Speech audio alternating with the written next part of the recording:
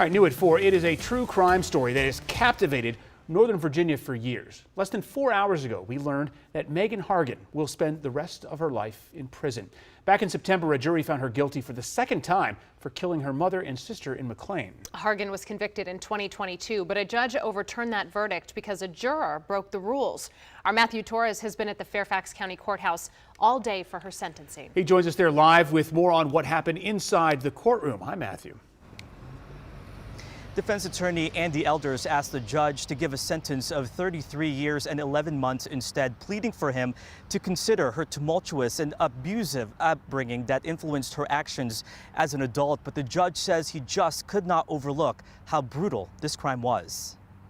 Megan Hargan's attorney wrapped his arm around her as a judge handed down 2 consecutive life sentences for killing her mom and sister in their McLean home almost 7 years ago. Judge Brett Kasabian told Hargan her actions were, quote, sinister. They were chilling and cold-bloodedly premeditated. It was beyond cold-blooded. It is one of the worst that we've seen. A jury convicted her of 2 counts of first-degree murder in September. The prosecution argued Hargan was trying to fraud her mom Pamela for $100,000 to close on a new home, but shot her execution style using her husband's rifle after she was caught, all while Hargan's little girl was inside the house. Prosecutors say she then killed her own sister Helen to keep her quiet before framing her. The judge told Hargan, quote, you victimized her and her family again and maintained it until the jury recognized the deceit for what it was. The defense placed the blame on Hargan's sister, accusing her of killing their mom instead over a dispute about her boyfriend. They say the sister killed herself by pointing the rifle above her hairline and pulling the trigger using her toe in the bathroom. It's that bizarre claim that led a juror in the first trial to attempt to recreate the scenario at home that violated the rules, and the judge overturned the first conviction, ordering a retrial. What we're seeing is that